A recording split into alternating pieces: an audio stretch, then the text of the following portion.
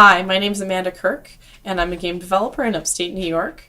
My topic is scope and how to keep your game plans under control. So, managing scope is a huge and not very glamorous part of game development. What it means is, the participants need to assess their game design and ensure that it fits within the resources that they've been given. These resources are time, so a game jam is fairly restricted on time, and it's also the people on their team, who can create art, or who can do programming, and what their skill sets are, and then it's also the tools that they have to use. So if they're using, a different tool set that might be better at making platformer games or making story narrative style games, that would all be different things that would impact the scope of the overall game design.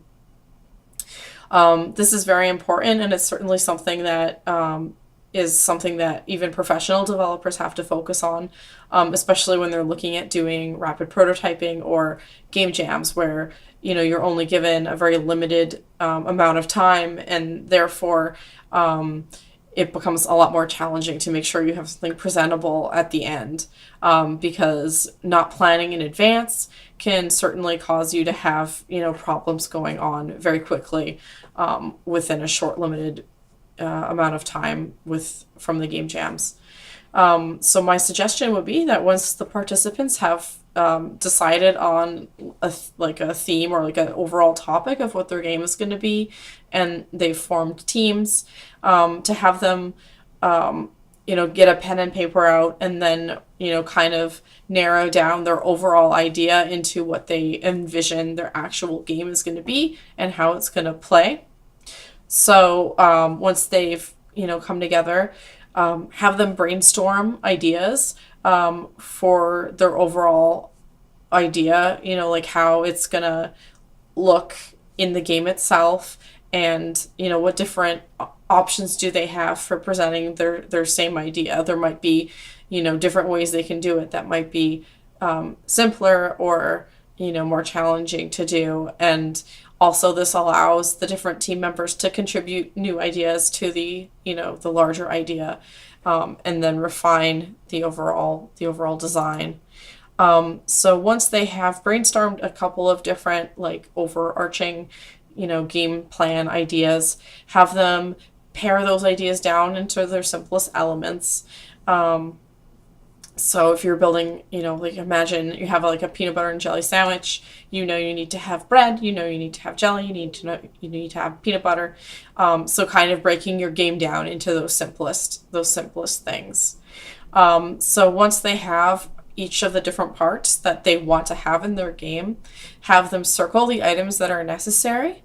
And then these other items that are not circled become wish list items. So they're items that the team members may really want to have in their game, but they aren't necessary to having the game be functional at the end of the jam. So by focusing on the things that are necessary, they're able to make sure they have something that's playable, so that if they aren't able to reach everything that they want, at least they still have something that looks like it, that functions and works. Because the biggest thing for creating small prototypes is making sure that especially for students, is making sure that, at the end they feel like they've really accomplished something. So once they have figured out the things that they must have in the game, have them write like a small plan down for how long they anticipate something would take, and then have them revisit. So if they say it's going to take 2 hours to do a thing, in 2 hours they should come back and see, with the team where everyone's at, and from there they can evaluate their goals to ensure that their game will be completed on time. And by reevaluate, this could be cutting things that aren't planned, cutting things that they're currently working on is not working well. Maybe do we really need it? And then also if one of the team members is doing something that is more complex than they really need, it's possible that they could be steered to make it, small enough so that it works, without, sacrificing the overall completed game at the end.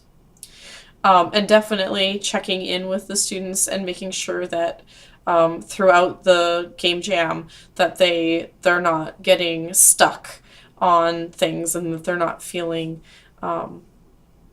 like they've taken on too much. It's just a matter of reevaluating and seeing, well, is it fun the way it is? And, how you can make it fit within the allotted time and with the tools that they have. For, regular, like for professional game development, this is a huge thing to learn and focus on learning, so that you can create games and you can work in teams making larger products. You still have to think about your project deadlines and your scope. So it is certainly something that is very challenging to learn and make sure you get right, as you're just starting and even as you're an experienced game developer. So I hope this helps your students work towards a game plan that will be successful. Thank you.